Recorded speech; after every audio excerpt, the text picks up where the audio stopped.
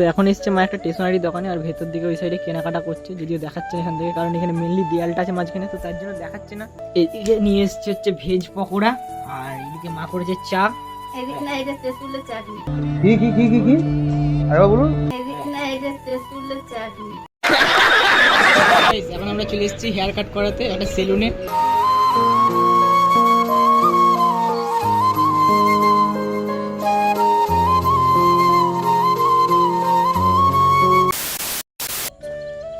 তো hey guys, welcome back to my channel. তোমরা দেখছো রিকি ব্লগ, আর রিকি ব্লগ থেকে স্বাগত। তো গাইস, নতুন একটা ভিডিওতে তোমাদের সকলকে সুস্বাগতম।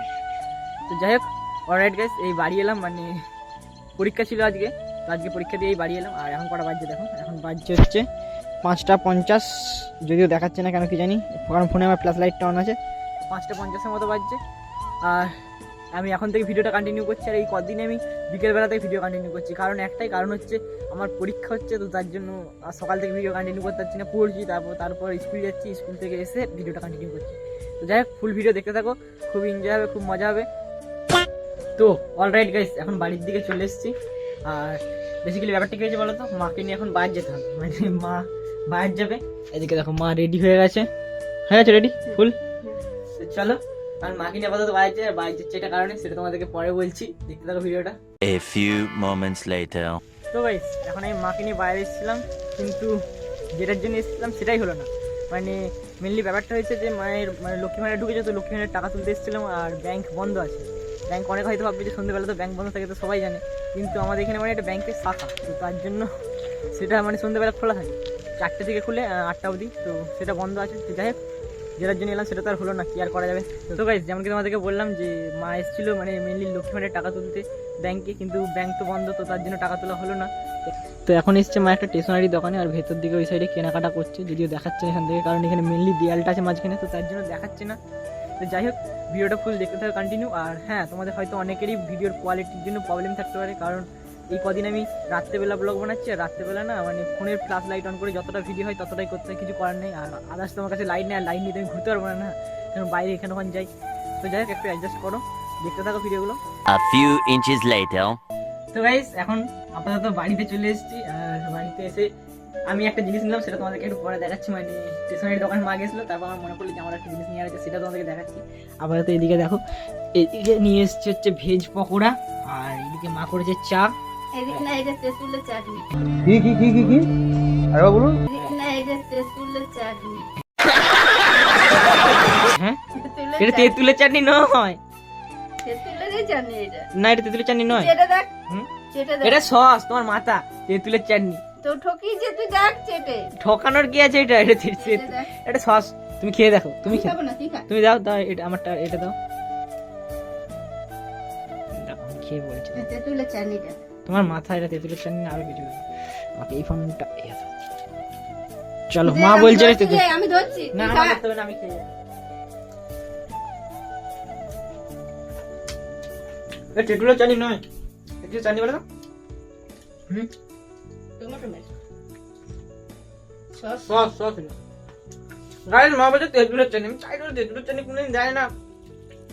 ইয়ে দে, পকোড়া দে।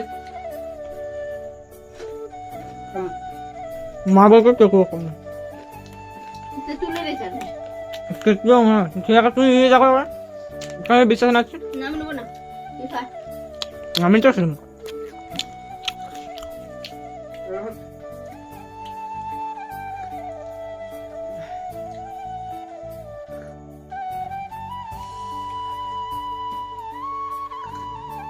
তো গাইস, চাটা প্রচুর গরম আছে, একটু পরে খাবো আপাতত। আমার মধ্যে কে কে ঠান্ডা চা খাবো বলো তো কমেন্টে। সবাই গরম চা খায়, আমি আবার উল্টো, আমি আবার ঠান্ডা চা খাই, গরম চা আমার খেতে ভালো লাগে না। তো যেটা নিলাম আমি তোমাদেরকে সেটা দেখাচ্ছি। না, এখানে ব্যাগে ঢুকিয়ে রেখে দিচ্ছি। দাদা, এখন বার করি না, আমি বার করবো পরে। দুটোই দাও।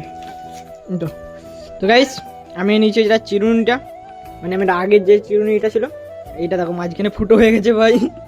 আর এখন আমি দিয়ে একটা নতুন নিলাম আপাতত, কারণ এটা না হলে না আরেকটা তোরটা দে। মাথা স্ট্রেট করে, মানে চুলটা ঠিক করে। আরেকটা তোর। হ্যাঁ, আর একটা জিনিস নিয়েছি, যেটা হচ্ছে এইটা, এই একটা চিরুনি। এটাও আমারই, কিন্তু এটা আমি দেখাতে আমাদেরকে ভুলে গেছি, মানে আমার নাম মনে ছিল না যেটা নিয়েছিলাম। এইটা নিয়েছি, এই চিরুনটা। কালারটা ভাই সেই লাগছে, সেরা সেরা, মানে চিরুনেরও কালারটা সেরা আছে।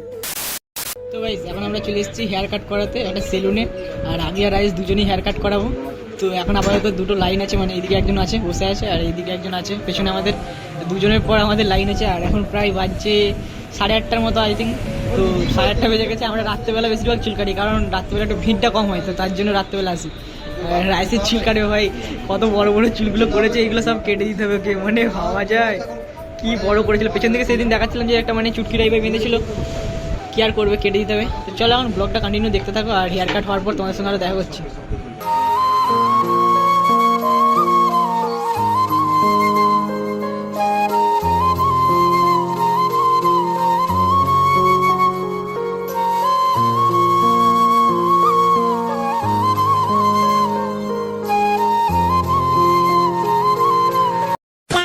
তো ভাই সেইদিকে আমার ফাইনালি চুল কাটা কমপ্লিট, আর চুল কাটার পর লুকটা হচ্ছে এটা।